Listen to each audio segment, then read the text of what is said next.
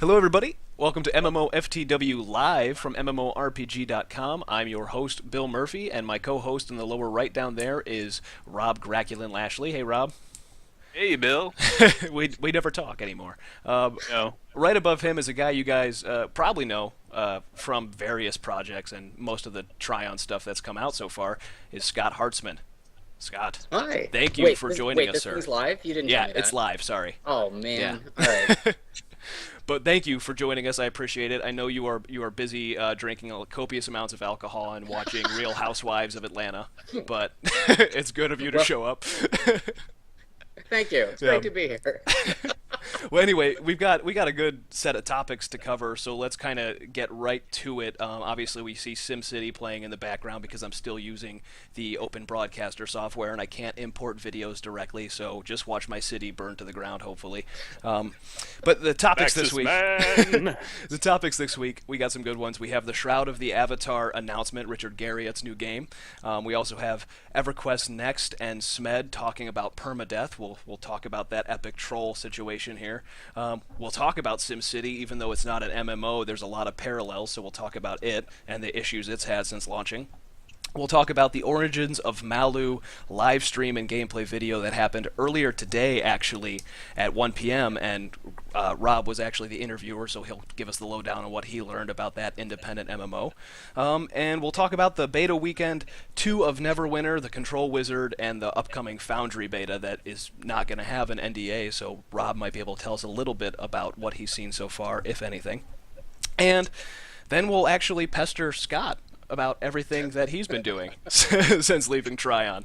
But let's right off the bat, let's start with Shroud of the Avatar, Garriott's new game. It's both an If I MMO. could, real quick here, Okay, Bill. yeah, what's happening? I'm not a city planner. But Yeah. I'm looking at your city here, Mhm. and you've got a 90-degree turn Yeah, on a cliff. on a cliff. That's kind of the I idea. see some liability issues there. There's no guardrails either because I'm not allowed to place them apparently. Somebody's going to get sued. It's okay.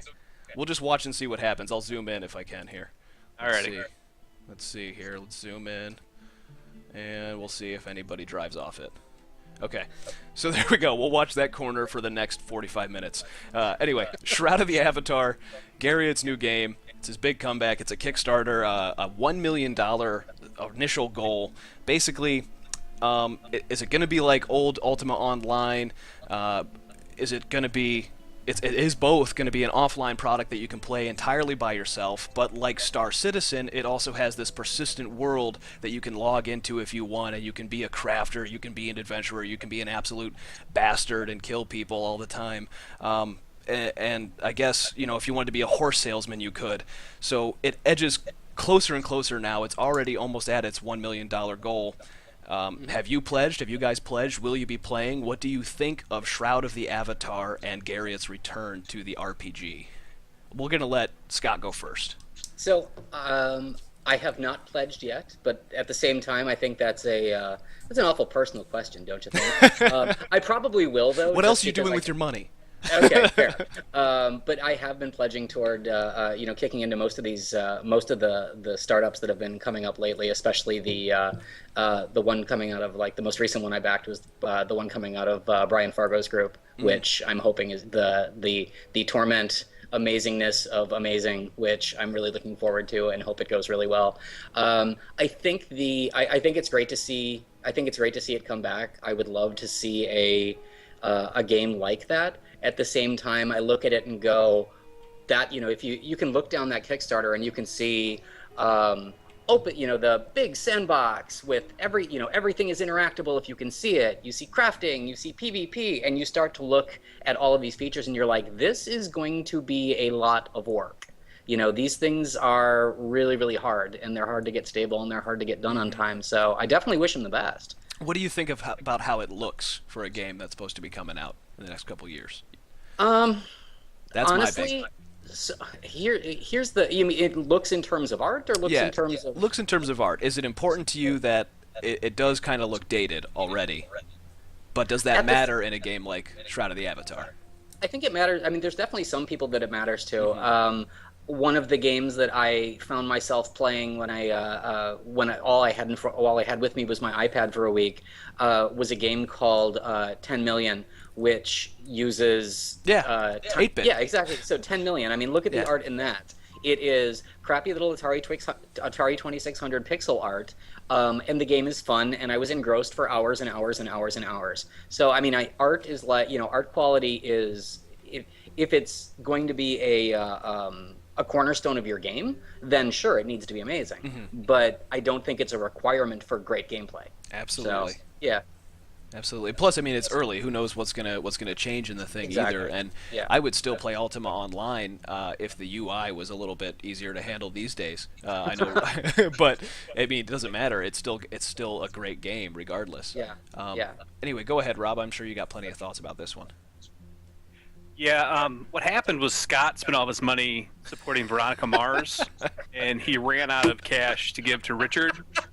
So he's got to wait till he gets some residuals somewhere, and then he can support Richard.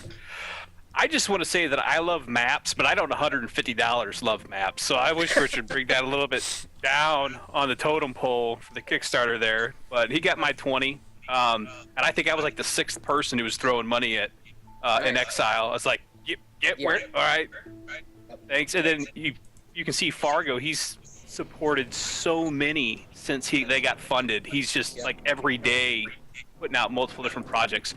So anyway, but back to Shroud of the Avatar. I'm looking forward to it. I want to see what happens. I like the Ultimas. I was never like huge diehard like you are, Bill, but I like what they got going on. Anybody that can make a game free of a publisher like this and see their vision these days, I like.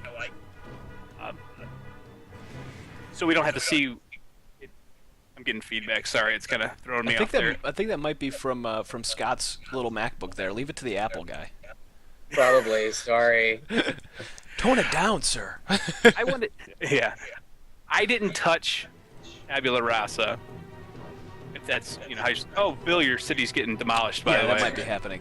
See, he's getting really distracted. Bill just walked through. Speaking of Tabula Rasa and NCSoft, someone got wrecked there too. I would like to see where this project goes. I hope it gets funded. I'm pretty sure at this point it's getting ready to. What was it, like 850? It's very close. Last I looked, and it's got like 20. They only wanted $1 million. Left, so even if the people that have already pledged just up their donations by a couple percentage, he'll get there. Yeah, really I love interested to see. Their guilt tier is the greatest thing ever. I love that. If you ever pirated anything or you ever give us some anybody, give us $10 and walk away free and clear. I wonder how many people actually, like, I haven't looked. Did a lot of people do it? I'm also interested in the whole offline-online aspect. You can play it as a single player as you want, which, hey, you can't even play SimCity offline as a single player if you want. But you'll be able to play this game that you can play online as a non-MMORPG? A non-MMO. I'm not even sure that Gary, he's not calling it an MMO either. Right. Yeah, they come out and they're very clear that this is not a big, gigantic MMO. I think that's one of the things, quite honestly, that gives it a far better chance of success than if they would have come out and said, hey, we're making the next big, huge, gigantic world MMO that's suddenly going to make everything cost twice as much. So. And that's just it. I kind of want to touch on that a little bit, really, too, is what is the deal with a lot of studios, whether they're big or small, kind of going away from the term MMO when they're talking about their game. You had Star Citizen is really cautious to say it's the same thing. They don't, not an MMO. Of course, Destiny, which is from Bungie, even though it is an MMO, and everybody I've talked to is like, yeah, it's an MMO. They're like, no, it's a persistent online shooter. And that's the same thing that's being said about Defiance as well now. He died. The word is so loaded. I mean, I'll only speak about my opinions on stuff outside of my old job, but. Yeah, I mean, the word itself, just culturally, is so loaded to mean elves, swords, and 4 hours of your time a night where you really can't leave your chair.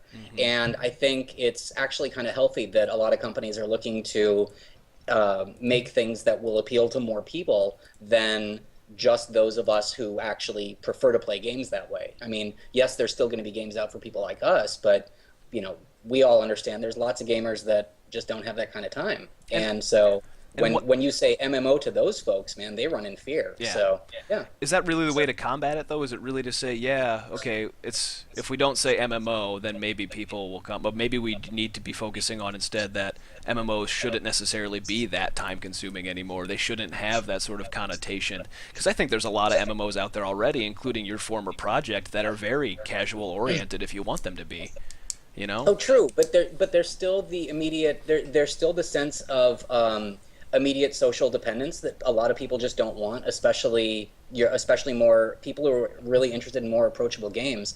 A lot of the time, they just don't want to be that guy. Yeah. You know, I want to get in and play on my terms, on my time, and drop out when I want without being the guy that's pissing everybody off. And, you know, like, if you look at round-based games, like, you know, whether it's League of Legends or Counter-Strike or, you know, TF2, whatever, you know, it's very round-based where there's lots of natural breaking points, and if you do drop out, fine, somebody else will fill in. But again, MMOs just come with this sense of, no, I'm committed as long as I'm with these people, and it's open-ended, and if I'm, you know, if I have a kid or a dog or a life, then it's not for me. So is that the answer? No, it's totally not the answer. It's, you know, it's labeling, but could it help? Maybe. Do you think that you'll start to see a lot more games that necessarily come out and don't package themselves as MMOs, but have a lot of sort of persistence, like Destiny and things like that? So it's an MMO, but not. Absolutely, yeah. I mean, a lot of persistent games are going to end up doing that. You know, I mean, not to jump onto something I know you have burning in the background, but I think there's an argument to be made that if you look at the letters MMO and what they mean by dictionary, I mean, SimCity fits the definition. It's a bunch of people online. The only thing that happens is they're not in the same physical map. Does that even need to be the case for it to be an MMO, given that it's open world and potentially interdependent, or it's on a service with players interdependent of each other and so on, you know. So like I said, the word is kind of loaded, and I would almost go so far as to say it means too many things to too many different people anyway. Absolutely. Okay, any more thoughts on that, Rob, before we move to the next topic? I agree that SimCity is totally an MMO. And the reason being is it's just not the RPG, it's an MMO. People need to stop associating MMORPG and just look at the fact that it's an MMO. Yeah, I mean, there are massive numbers of people in a game that has online interdependence built into the core game systems, you know, regions, and it's multiplayer. So those are the three letters as far as I'm concerned. I think you're going to see... I will let a certain blogger holler at me and tell me I'm an idiot tomorrow, and he's welcome. It'll happen.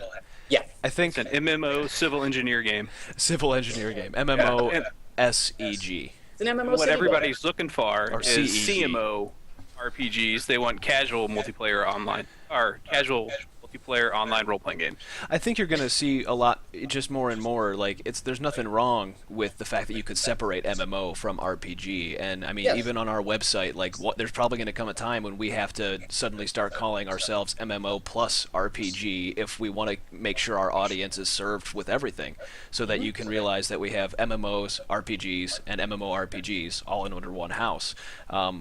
So it's interesting to see. Yeah, like single-player RPGs that have persistence online, like Star Citizen and Shroud of the Avatar. I mean, there's two great examples right there.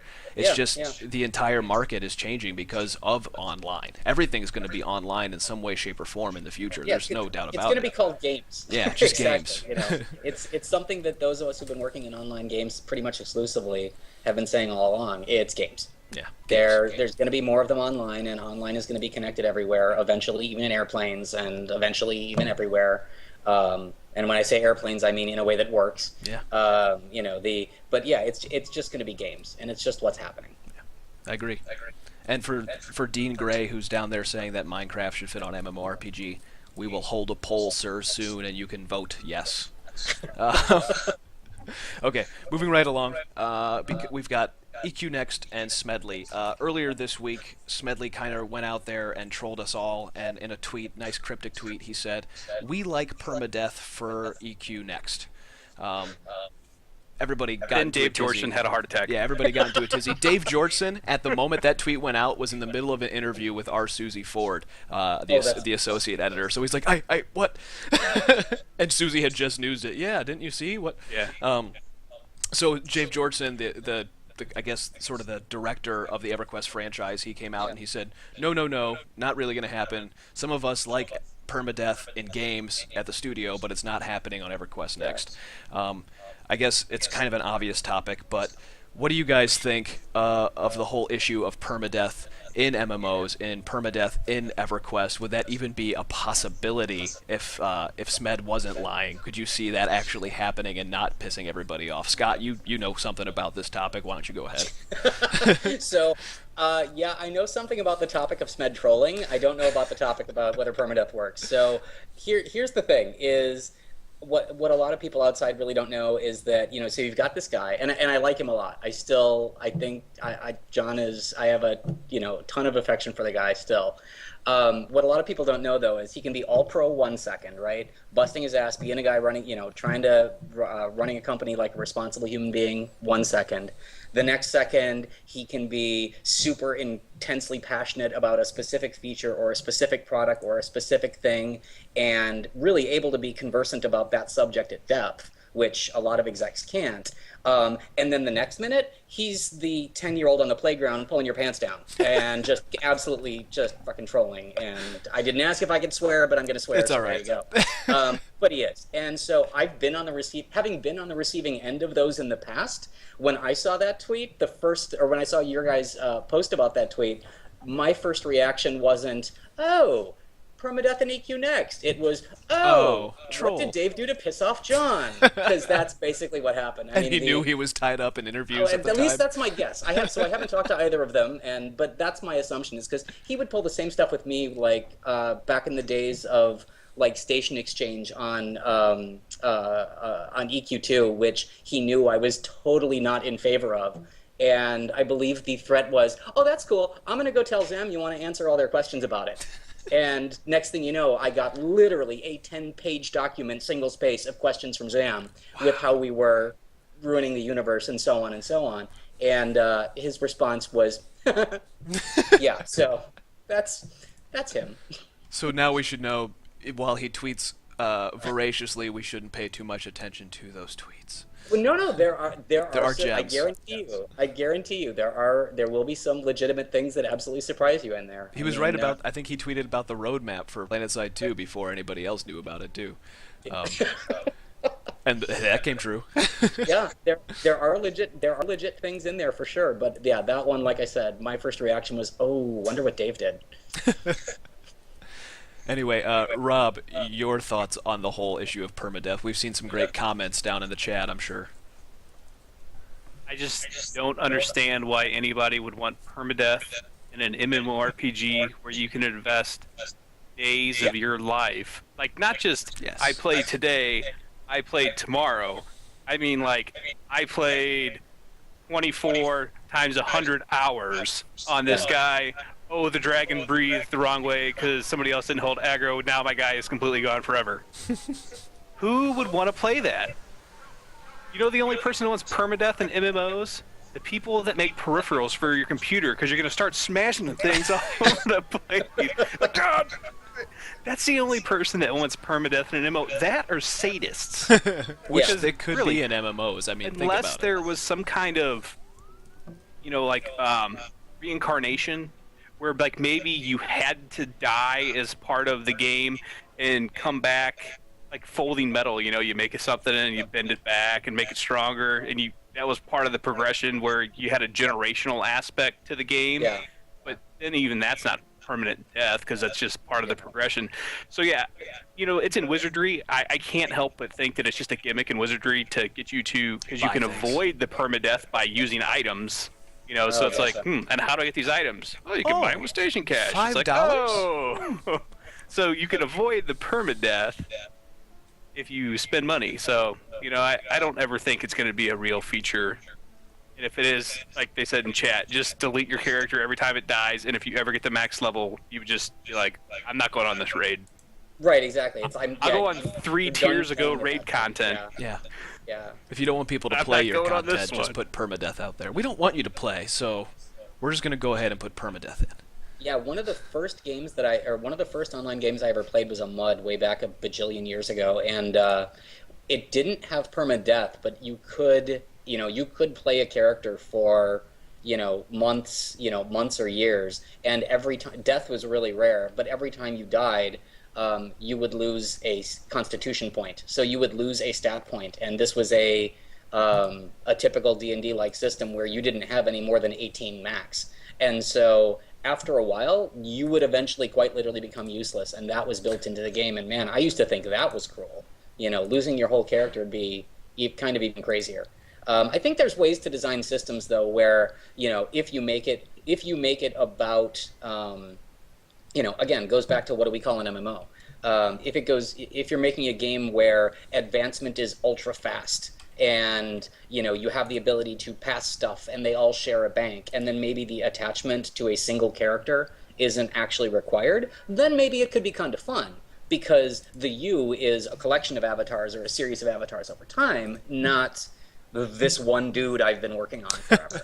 I don't think that that's ever really going to happen, at least any time, at least not in a game that actually wants to ever get a customer. For sure. I personally would never play a game with permadeath. I'm just going to throw that in there also. How can I waste all my money? Develop a game with permadeath. Somebody had a great point. If you really want a game with permadeath, if you're that kind of hardcore player, either make it something completely optional in the game, or just delete your character if they die, if you want to be that hardcore about it. Oh, he's dead. He's gone. Yeah. Okay. I will now roleplay his funeral by typing delete in all caps. Yeah. Okay. Amen and God bless. And we'll do that. Pope Francis will commit his ashes. Commit his ashes, sure. So SimCity, obviously, it's playing in the background. I'm fiddling with it, and I realize that my recycling center's full, and I'm not sure what to do. Well, let's talk about it. Basically, the news around SimCity, if you've been living under a rock, it launched and then proceeded to have incredibly horrific issues with its always online nature, and the servers were overloaded. Somehow EA did not think that people would want to buy SimCity after waiting 9 years for the next one. And then it's not an MMO, sure, but let's talk about it on a tangent, because it's very much like an MMO with its always online capabilities. Oh, we decided that it was an MMO. Well, you did, but they're not calling it an MMO. So if they're not calling it MMO, why should we, Rob? So I'm not a human, Bill. I'm not a human. I'm Ewok. So its first week. No matter what I call myself, it matters what I really am. I'm a human, no matter what I call myself. But when a game that markets itself as an MMO, let's say this, a game that markets itself as an MMO has server issues, we say, oh, it has server issues, that sucks. Think of Anarchy Online, World of Warcraft, Age of Conan, so many countless others, except for Rift, to be honest, Scott. We will say it sucks, the first week is a travesty, but we don't rate the game based on those server issues. And now you have SimCity getting really low scores from a lot of publications based on that rating. When I think, personally, maybe it's because I'm an MMO guy and that's kind of what I make my living at, I would think I wouldn't rate it based on what it did badly with its service at first. I would wait till that ironed out. I would mention that. It might deduct some of the points from the score, but it wouldn't be like, hey, you're going to get a 2 because I couldn't play you for a week. I'd be like, a week? In MMO terms, that's like a minute. I'm going to play this thing for months to years. I can wait, and then I'll rate the game when I can actually play it and see how it works. And that's a whole other story because the game's broken. But, Scott, go ahead, please. You go first. Oh, with me? Yeah. All right. So, I kind of look at a lot of games as, from the point of view of, okay, putting myself in the shoes of the person who's either running the project or trying to figure out how to make it appeal to people. And I think that in a way, the individual folks that were designing the game and a lot of their design goals of, hey, wouldn't it be neat to have a SimCity property that had these slightly smaller towns than what people expected, but had them connect to each other in interesting ways, is a really fun premise, a potentially super fun premise for a game that has SimCity on it, or the SimCity name on it. But at the same time, if you're looking at that and going, okay, well, now I'm the person who needs to try to sell this game, you can't call it SimCity Online, because you're in a rock and a hard place situation. You can't call it SimCity Online because of all the things for we those just of us talked that about. remember what happened back with that name. Sims. Yeah, exactly. And then as soon as you start adding descriptors like that, the number of people who will kind of dismiss you right off the bat rationally or irrationally, goes up. But at the same time, it is an online game, so do we take the Oh, did we just lose him? I think we did. Oh, he's back. SimCity so much and just be so psyched about this interesting and innovative design? Uh-oh, I must have locked up, sorry. You did, you're good. Or do you take the chance that, do you gamble that people are really going to love this game so much that they're not going to mind that you took a different direction than probably what a lot of them were expecting? And I mean, my assumption is they made the calculation and placed their bet, and we ended up with what we've seen. And which has been a mess for 2 weeks. It's been definitely something. I mean, so I played it too. I played it specifically to play in a region with a couple of friends who want to play games, and it's a gorgeous game. You know, it's really nice. But at the same time, I look at it and go, yeah, there's a lot of MMO issues here. I mean, the region stuff just doesn't work. The pathfinding doesn't work.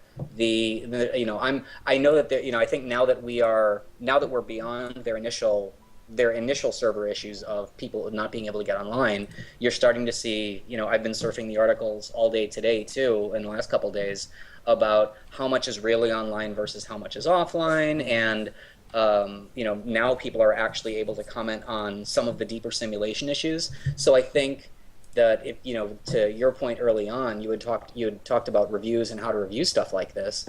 I think what we saw with the first set of reviews that came out were gut level immediate reactions based on a super thin slice that somebody saw, both good and bad. As in, I can't get online, it's a 20. I can get online on the test server, it's a 95. Yep. And over time, what's happening is people are going to really, the reviews that wait are going to hone in more on a more accurate reflection of the game. For sure. As it actually stands.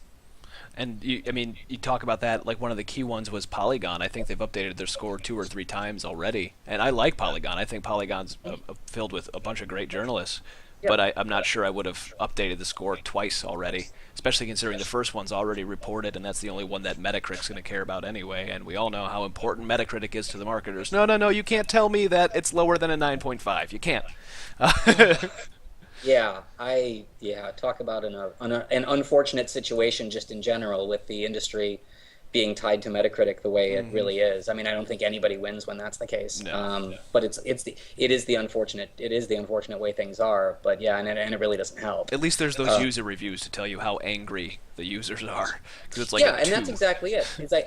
I do think there's a lot of value though in looking at the delta between the pro Metacritic and the user Metacritic, and just in general. And you can actually notice that in a bunch of different games.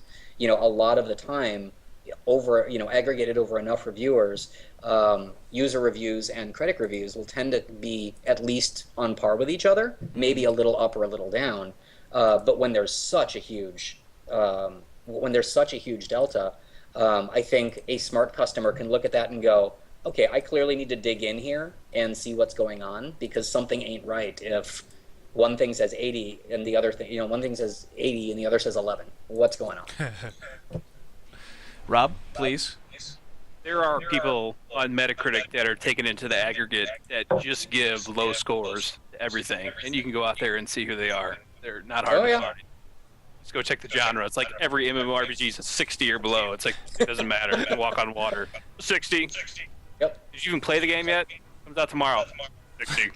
So now that I'm not working for anybody, one of my favorite things that I used to do was if I used to get a review from, and they were usually small outlets where you'd get a review that that you thought was absurdly low. Like one of the ones that I think we got was a 70 for a game in the past. Bill actually made me lower the Storm Legion review, so yell at him. I've never really liked Bill. You under the bus. So that's a different story, though. But so I would go back and look over some of their other reviews, and they would use almost identical words and almost identical things for different companies that were better at playing the system. And those reviews would be a 90, or those reviews would be an 85. But the identical review, oh no, this one gets a 70. Why?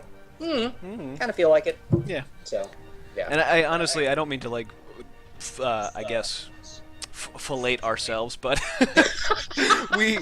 We've tried really hard over the past 2 years. I completely rewrote the review criteria. Everybody follows the same criteria. Everybody has the same goals. We have a category-based rating system. We are tied to the numbers because that's just what our owners want us to do. I mean, they've used numbers for 11 years now, and those numbers, like, if you were to get rid of them, there would be a whole of issues with the back end of the website. So I guess we can't get rid of them. Period. He's like, so find a way to make it work. So we kind of use a combination of that average of 7 scores based on 7 basic MMO tenets and categories, and then that average is usually we try to go, I guess, with what I like to call a grade scale. If something's a 7 to an 8, it's a C. If it's an 8 to a 9, it's a B. If it's a 9 and above, it's an A. If it's anything below like a 6, you probably shouldn't touch it ever. And that's unfortunate because that's the 7 to 10 scale that everybody hates because you're not using the full 10 points. But I think if you look at it from a sure, the War Z. Yeah, well, the War Z, that's a straight And then you fail. got some ones. You have some 1.7s or something like that. But I think No. if you look at the scale as that, like, well, there are dumb kids in school, and I would call the War Z a dumb kid. I'm not going to split hairs here. Like, that's a bad game. It was poorly made, poorly conceptualized, and it was just a cheap gimmick to capitalize off the success of DayZ. But they weren't even like special school district kids. They were like regular intelligence kids that just didn't care, turned around in class and faced the other way, and they're like, "Are people actually talking up front there? What the fuck's going on here?"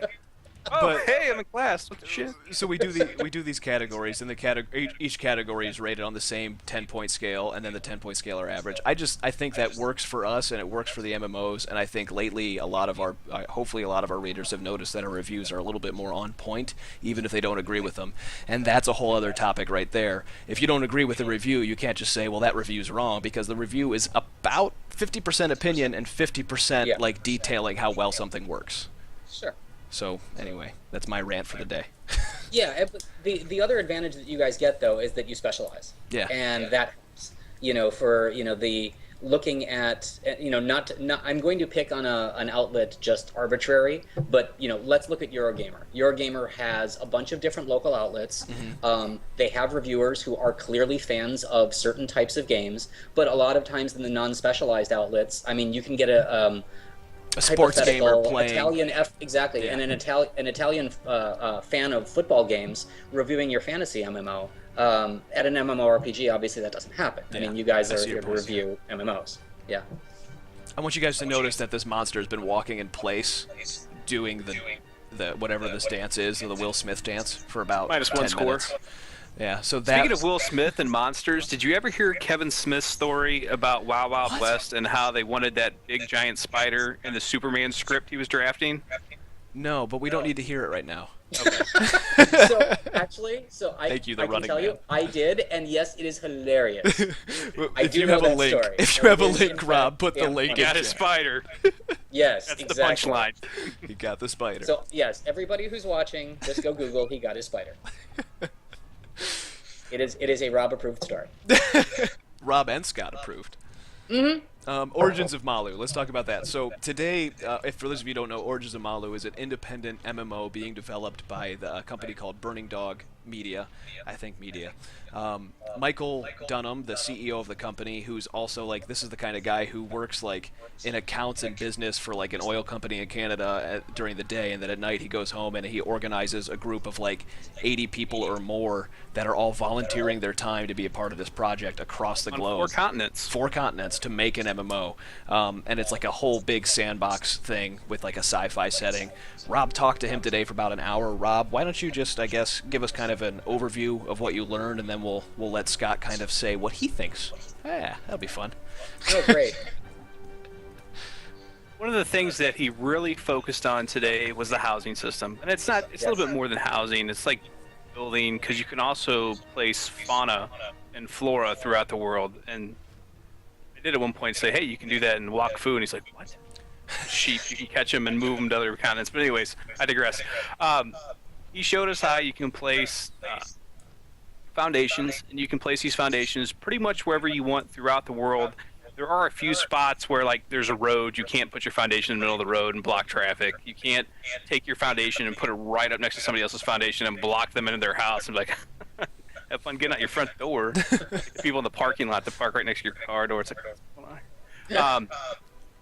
He had a bunch of different items that you could use to do the buildings. Anybody that's actually messed around with Dimensions and Rift might be very familiar with the system because it looked very similar as how things rotated on the 3 different axes. Yeah. It was very similar, actually. Yeah, I saw I watched a little bit of your video, and when I saw the control panel for placement, I was like, I've seen something like that before. So, I think he's onto something. This is clearly a brilliant individual. Yes. I must meet this man. There are some really neat systems in the game that we didn't get a chance to talk about, though, because he talked so much about the player housing. Not that it's bad. I mean, it's very interesting, but Bill knows more of this than I do, actually. I want to throw it back to Bill for a second. No, it's cool because we wrote a story. There's a whole system with factions in the game. This is actually cool. I can't think of a game that's done this, but maybe there is one. There are like 9 million of them. They're player created factions, so it's not necessarily a guild. It's like a faction. Like you can have a faction on a planet, and that is your faction. There are guilds within that faction, but that's you guys. So like let's call it the poop faction. So you have the poop faction to the right, and then you have the PP faction. Bill Murphy, ladies and gentlemen. I'm very creative, as Yes. Scott knows. So the PP faction, PP and poop, fighting alongside each other. We don't have to say PP and poop that many more times. But the cool thing is you actually control parts of the map based on where you place these massive obelisks, and to build the obelisk, it's like a huge involved process, and then once you build them, you have to have somebody that will run out the materials to place the obelisk, and you have to guard him, because if he dies, it goes back, and you have to start all over again. So it's almost like a group escort, like a massive factional escort. And then once he plants the obelisk, it builds up, and you've got to defend it as it's being built, while the other factions are trying to take it down. And then once you do have it up, you can place like actual defense turrets and things like that around it, so that you don't have to be watching it 24/7. So it has like its own defenses. But then it becomes like almost like an open world raid boss for the other factions to go after, so that they can reclaim that part of the territory. I mean, it's a really cool system that he didn't talk about at all today. But he's talked about it. There's a preview. If you go to the Origins of Malu game page on MMORPG.com, you can find the preview all about it. It's a really cool system, and probably one of the most intriguing aspects. And here's the cool part.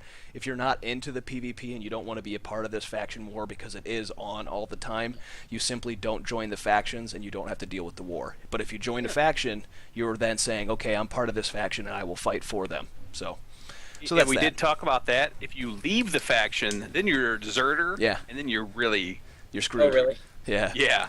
So it is very sandboxish as far as the construction goes. They intend for almost every server to be completely different at a certain point. Yeah. They are all going to start out the same, and based on what the players do throughout the world, it's going to determine how the world looks For 6 everything. months, a year from now. And you'll see you'll see people, like, it will be cool to watch the community say like, oh man, this server is the official furry server. And this, but yeah, based on what players do, it all depends on where it goes. It'll be cool. Yeah. This server's the, hey, let's all sing Kumbaya and build really cool houses And we'll together. never This fight. one's the, we're all going to have like anarchy and just try and kill everybody. Yeah. I'm personally just getting to be a bigger and bigger fan of Bill's choices of arbitrary nouns and verbs. I mean, if we can just get that out there, Yeah. Not between scripted, folks. Not scripted. Between pee, poop, and fellatio, and whatever this latest one was, I mean, you're just on point today. It's really what it comes down to. I think That's true. I've took my vitamins. I had a great dinner. I'm drinking plenty of water. This is water, not vodka by any chance. Okay, good. Well, that makes one of us. Oh, that stings. Anyway, so let's move on to Trees grow, by the way. You didn't let me finish that. Trees You do don't grow. just plant a tree and there's a tree. You Yeah. plant a tree and there's a little dirt pile, and then a tree grows. I cannot You give stop it water. Godzilla from killing my city. It grows. Don't pee on it because then it won't grow anymore. Don't pee on I Godzilla. do So don't let like Bill when white we- trees. I do like when people make games like that, though, that that have elements that are out of the ordinary, and or sorry, that are atypical in what's all out there right now. Yeah, and it's always the indies. It's always the indies lately. Not And always, just a but it seems disclaimer. like a lot. People go back and watch the interview. Yeah. The graphics are actually about kind of close to what you would see 2 years ago. Don't freak out by the stuttering interview, because he was actually sharing his desktop through a program with me, and then I was streaming it. So it kind of, it didn't look that great. Smooth. It did kind of look like their rendering engine of choice was PowerPoint. It did, but no, that was streaming. They're actually using that Wargaming, what is it, Big World or whatever? They're using that engine. They changed. They were on the Hero, but it turned everything had to be 2 instance, and they want to try and create as big and seamless of a world as they possibly can. Let's talk. Gotcha. KOTOR? Let's talk about Star Wars and get everybody going. Anyway, we've got about 20. I step off my ship. We've got about 18 space minutes station. left. 18 minutes. So I want to get to our last topic and also to pester Scott about what he's doing lately. So last topic, real quick. Beta Weekend 2 for Neverwinter was this past weekend. Beta Weekend 3 is next weekend, actually. We got a chance to check out the Control Wizard. We also got a chance, or we found out this week that the Foundry beta is actually beginning. So the Foundry, for those of you who don't know, is Neverwinter's answer to player-created content. It's already existing in their other games, but this is very in-depth, and it fits right in with the whole idea of Dungeons & Dragons, that you can be a dungeon master and create campaigns and share them with people. So anyway, I played the Control Wizard over the weekend. It was fun. I did think to myself that he didn't control pretty much anything. He's a control wizard that had no CC, at least early on. I didn't get very far. I hear it got better, but I felt basically like a glass cannon that fired meatballs is what I wrote in the preview. Yeah, that was an excellent. Again, you with the nouns. I mean, it was pretty much right. It was pretty much descriptive. That was good. Thank you. Good to read. Plus, I'm hungry, so.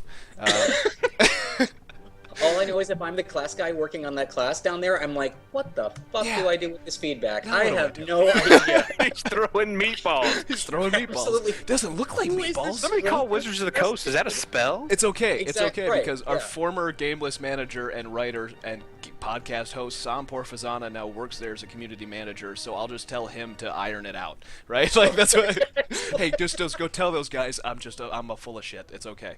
But there's also one major problem with the Control Wizard I had. It was this.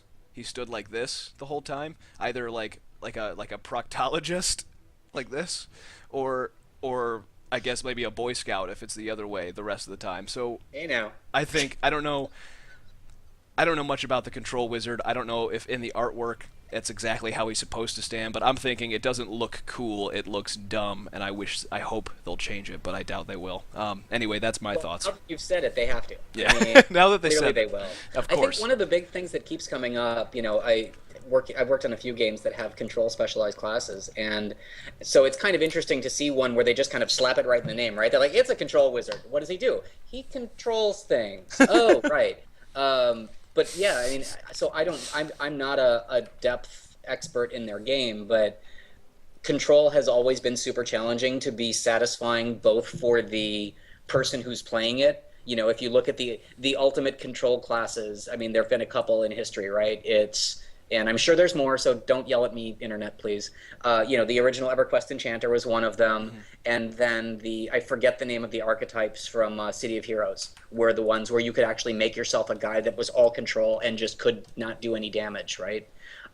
Downside in a game like that is if you have any PvP at all. Do they have PvP? I should probably They have known do. this. There's Okay, so instance if they PvP. do, so it's really hard to make that a satisfying experience, because if you make the act of playing a controller awesome, by definition, you have made everybody else's experience terrible. So what do you do? Yeah, I guess I see your point. That's another issue that I wanted to bring up too. Is the class used to be able to move constantly while it casted and it was fun because it's got a shooter-based control. But Totally they fun. completely turned that off because they realized, boy, you can just kite everybody the entire time in PvP.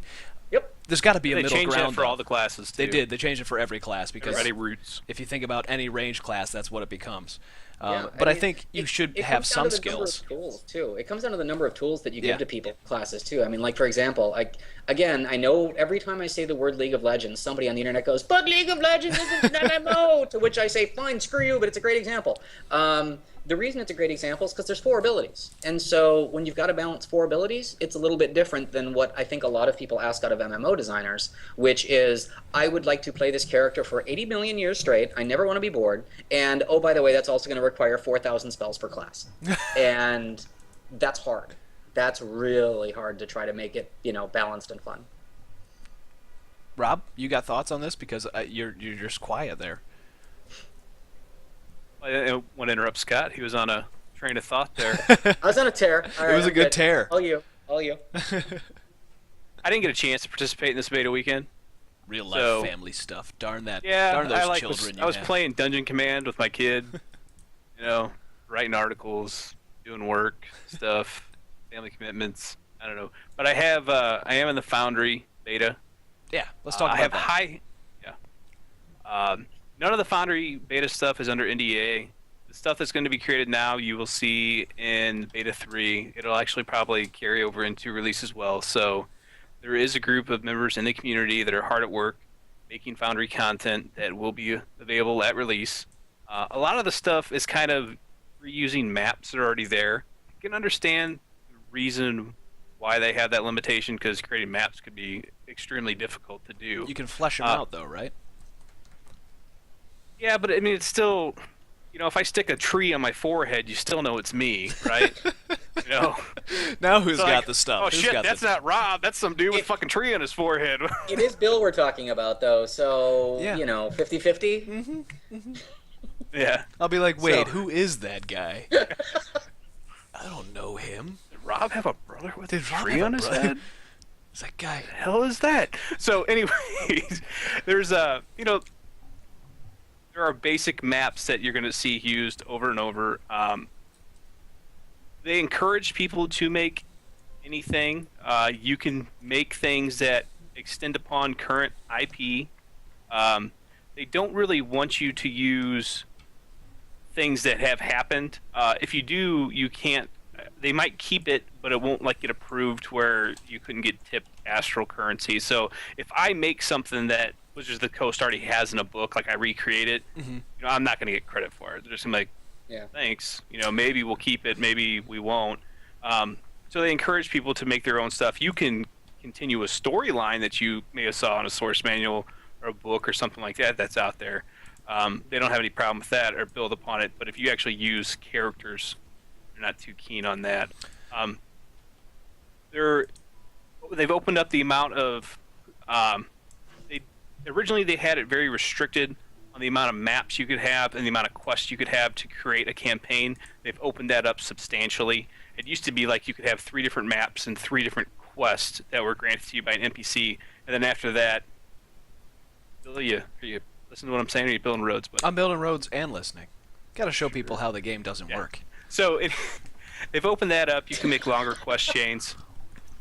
You're free to put a lot of stuff in dialogue, so you can make very dialogue-driven quests. You can put a lot of lore into it if you're into that sort of thing, or you can just Can you have branching options too? hey, Hulk, go smash. Can you do know, stuff and- like, hey, this guy wants you to answer questions, and then you hit yes or no, and there's branching. Is there branching dialogue too? Did you notice? There is, but I think it all kind of loops back. Okay. It's you can It's for get fluff. different. Yeah. There's not really going to be too many different outcomes. But we'll see. I'm sure that that's something that can be built in. And again, I didn't really get to mess around with it a whole lot yet. This is my previous experiences that I've had. I did get, like I said, on Tuesday, and then I've just been slammed all week. I haven't got a chance to go in and play. But the good thing is, you can't take pictures or video of the user interface yet. But any of the content that you can create, you can talk about that, and you can take a video of that. So if I whip together a campaign next week, I can make a video of it and post it up on our And website. I'm writing People- down your next assignment. No. There you go, volunteering for work. I think one of the things that kind of surprised me, so this is a huge step back from what you were just talking about. so when I was at PAX last year, PAX, seeing Neverwinter showing really well, seeing Torchlight 2, obviously, which had, it's probably some of the longest lines in the place, and then seeing Raider Z and then seeing Blacklight, and realizing, holy crap, Perfect World is everywhere. Don't over the forget next Natural year. Selection 2, which is one of their games too. Like they're all over the place. Yeah, I know. And there's not, so I'm one of those guys where it's like, games industry insider baseball shit and venture, random blog stuff. That's what I do in the morning over coffee. So like the fact that Perfect World absolutely surprised me last year at PAX, because it looked like they were about to have a run of some pretty good games. Yeah. So good for them, man. I was actually kind of impressed. I'm even more blown away too by, like, not to say bad things about them, but I, just like anybody else on the internet, I didn't expect Cryptic to have another good game like this. I didn't. When Star Trek came out, Star Trek's gotten a lot better, but it wasn't great. Okay. Champions came out, again, it's gotten better, but it wasn't great. And this one, like Neverwinter, doesn't look like it's going to be, game of the year contender or anything, but it's definitely going to be a heck of a fun, like, sort of action MMO. And I'm really surprised at just how well it's like, everybody thought that, oh, well, maybe they lost it after City of Heroes. I don't think they did. I think they just needed, a couple tries to get it right again. And that a lot of times that's what it comes down to. I mean, so much of success is how many, success in general for a company like that is how many at-bats do you really get? Because not all of your at-bats are going to be awesome. That is never going to be the case. Some of your at-bats will be less than what you wanted, and some are going to be more. So it's all about how many do you get. So yeah, it looks like they could be onto something really good here. I hope so. I really hope they don't do like a weird balance patch like they did with Champions and ruin everything in the last week. Real quick, I want to feedback on something was asked in chat. Yeah, go for They it. said they'd like to know if there's a system implemented for the Foundry that gave some type of reward for making truly awesome content. There is. You, as a player, Can have donate. the option of donating or tipping Astral Diamonds to the creator. You can't convert that Astral Diamonds that I know into Zen and cash out, but I mean, Astral Diamonds are essentially money. Yeah, so you can buy all the gear in the game with them. Everything, Correct. really. So if the person's playing the game, it benefits them for you to give them Astral Diamonds. So make sure you do that. If you play Foundry content, make sure you tip the creators. Yeah. A little more incentive to spend some time. And there will be, I guess, there's a whole bunch of rewards in the, like, there's a whole system for rewards for doing the missions too. So it's not like a lot of player-generated content where you do it but you don't get anything from it. It's just as Get good as level doing appropriate item gear. rewards. Yeah, it's just like doing any other content. So, Yeah. Okay. Real quick, I wanted to mention that Defiance's third beta weekend, also, not to leave them out, it's coming up next weekend. You'll be able to play for the first time on the Xbox 360 and the PlayStation 3 and the PC. And we have about 12,000 keys left to be had over on MMORPG.com. It's not hard to find it. There's either a banner at the top that says Defiance Beta Key Giveaway, or if you scroll down, there's a smaller banner that says Defiance Beta Key Giveaway. If you don't have one yet, go grab one. Also, this weekend, they're allowing Twitch partners. They're allowing Twitch partners to stream the game ahead of time, so we will have some folks streaming some Defiance over the weekend. You can see how the persistent online shooter is shaping up, MMO. I was waiting for that. Yeah. So just real quick, don't forget to go grab your key, play the game, see if you like it. It comes out, I think, what is it, the end of March or the beginning of April? I can't remember off the top of my head. April, beginning of Second. April. Yeah, 2nd, and then the 15th is when the show comes on the air. Right. Sci-fi. So, not that I'm trying to get you to say anything about Defiance. I know you really can't, other than you hope the game does well, obviously. Oh, see, you just stole my line. There you go. See, I hope you forgot the part about. So I'm sorry. What do you think about Defiance? Part, which is equally true, which is I think the team is awesome. They are. And I definitely wish them all the best. And I am seriously, I'm looking forward to actually playing it just like any other normal player. Are you going to watch the show? Because I'm actually really intrigued by the show lately. I absolutely am going to watch the show. It looks absolutely guaranteed. It's the first thing I've seen on sci-fi in a long time that I'm like, holy crap, this looks pretty decent. yeah, and and just without with. So not to speak out, but I can guarantee that people have been putting real, genuine effort into actually making a really, really good show. Yeah. This has not been the what some people would have thought of. Oh, they're just going to kind of make a thing. Yeah. it definitely looks like the kind of stuff I'm interested in seeing. So Yeah. hell yeah, I'll watch it. It looks serious too. A lot of the shows on Sci-Fi are kind of like hokey, you know, and that's cool. They're good for that Yeah, reason. But this yeah, doesn't. This looks like it takes itself seriously as science yeah, fiction. yeah. I Flying mean, giant sharks are not hokey, Bill. I don't know what the hell you're talking about. you're always Sharktoctopus. you're always going to have this spectrum, right, between super hokey and super serious. And everything is going to sit somewhere along that spectrum, right? It's just a matter about getting, hitting the voice right. And if it hits it in that right place, there's totally going to be some hokey and there's going to be some serious. Hell yeah, I'll stick around if it's good. All right, all right. Well, let's before we end the show, we got a few more minutes. We'll go over because Scott's here and he's drinking. So Thank you. let's real quick pester you, Scott. I mean, what have you been up to besides boozing and playing Candy Crush repeatedly on Facebook? You're going to make me regret accepting that friend request. I'm pretty sure. I Like, have Jesus, not, how many for the invites record. do I need though? Seriously. If not I haven't for the accepted the first record, one, I'm not going to sure. accept the next 30. So I've mostly been spending a whole lot of time renewing friendships with people in the world and out making new ones. I mean, one of my favorite things about having some time between cool things to do is people treat you differently when you're on your own. They treat you a lot differently. You're no longer potentially the enemy. You are, I've been going in and trying to learn about essentially all different kinds of everything that's going on games, whether it's the big box traditional console style game people and what they think is going on with the business, what the traditional MMO people think is going on with the business, what the social people think is, what the venture investors think is, what the media companies think is, and so on. And I think, so I don't have anything to say about, hell yeah, this is what I'm doing. But I can definitely share some hilarious and possibly interesting perspectives. I mean, Bring it on. one of the things that kind of surprises me is when you talk to certain sets of people out there of those different groups I just named, it's amazing how many of them are games experts in their area. Where when you say the word games to them, they view the entire universe through the lens of the word Zynga. I'm absolutely not kidding. And it's interesting to talk to those people and get the perspective as to why on earth they think that this one part of this one part of social and whatever represents the vast multitude that is gaming. So yeah, it's been very interesting learning, and I've learned that a lot of different people have a lot of very, very different perspectives. Also spent a little bit of time, I don't know if you caught it, talking to Forbes, and then getting shredded on it on a couple of sites on the internet, which was kind of fun. And Not ours though. the thing that was a crash course of a reminder in was that it's amazing how you can have a 45-minute conversation and answers that have a certain amount of depth.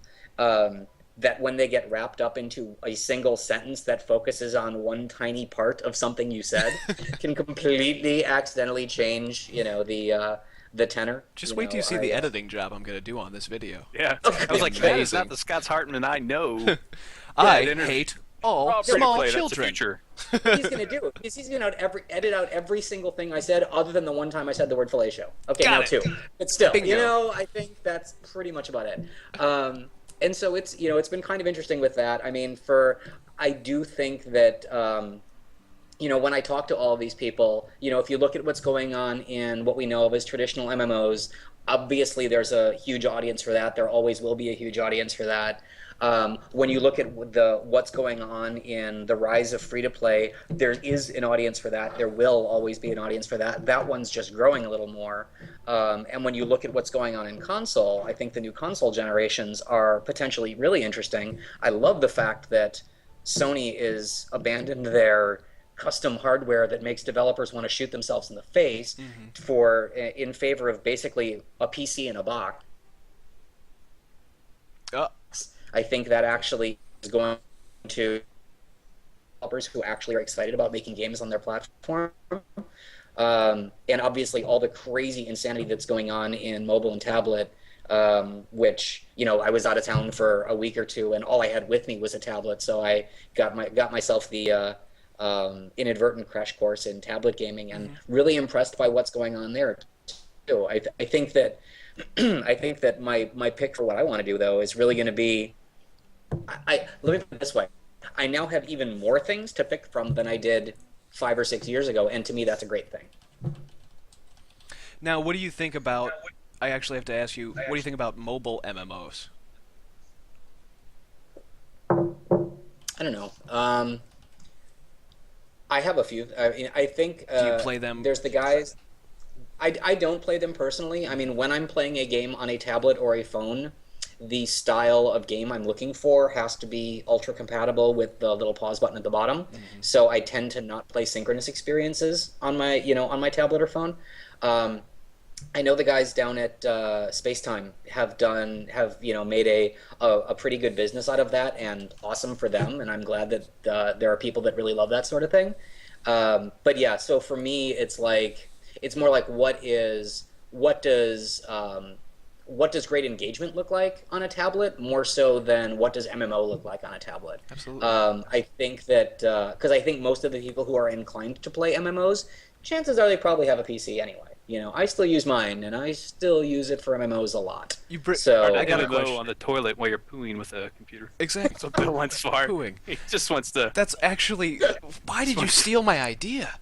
Because I'm smarter. It was going to be called Doogie Quest. It was going to be so good. Anyway, I wanted to ask you though, right along those lines, you kind of touched on it. You've got the quest for the Avatar, the actual the Ultima Forever coming out from Mythic pretty soon. That'll be on the tablet. It'll be on the PC.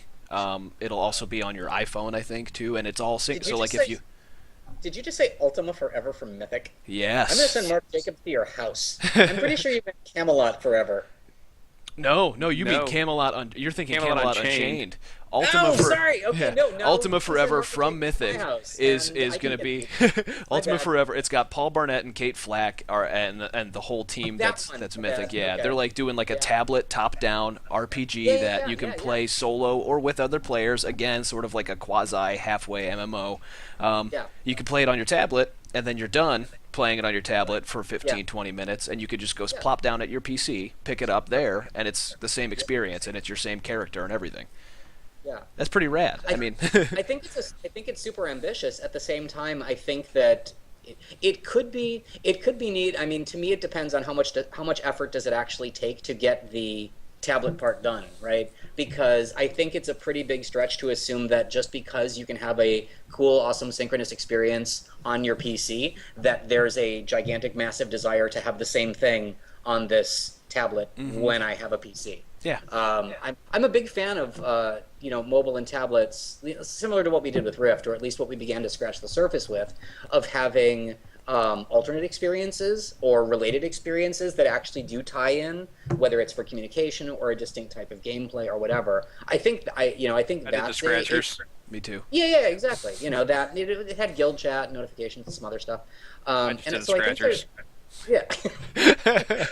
I was hooked for a while. In fact, I'm going to log on to get my glass beads right now. I think it's definitely cool, but at the same time, I think the thing that, and maybe they know better than me, they may very well, is I just don't know if that's a big, wide behavior, right? If it's going to take you a little tiny amount of time to make that on an iPad, well then great. But if it's going to double your development time, well then maybe you might, maybe that might be too big of a gamble. You've got two big games that are trying to do it. You have PlanetSide 2, which has theirs coming out one day, which interfaces with it, has the voice chat, it has everything, the maps and everything like that. And then Guild Wars 2 has the same thing. It's supposed to have guild chat and you can see notifications of events and stuff. But no one's heard hide or hair of that since they announced they were even doing it. I think I'm with you. I think that with a tablet game, you don't necessarily have to have a big, deep PC experience on it. The idea is you need to find what works for that system and that interface, and not worry about what worked on a standalone system like a PC or a console. The experiences that I have on my phone, I don't necessarily. I need them. I need to be able to play 10 million when I'm sitting down hanging out with my wife. You look at him down there. Watching TV, and I need to be able to play 10 million because it's an SVU that I've seen 9 million times and she still won't change the channel. When I'm playing my PC, I need something that I can get Olivia absorbed is in. still hot, so how can you not watch It's that? true. She's 45, and I'd still. Oh, yeah. I'm there for you. I'll do this. We can do this right now. It's a Say rerun. It's like the Olivia? early years of Olivia. Okay, I'll be. Yeah, okay, that is fair. It's even better. Talking about, I heard Olivia.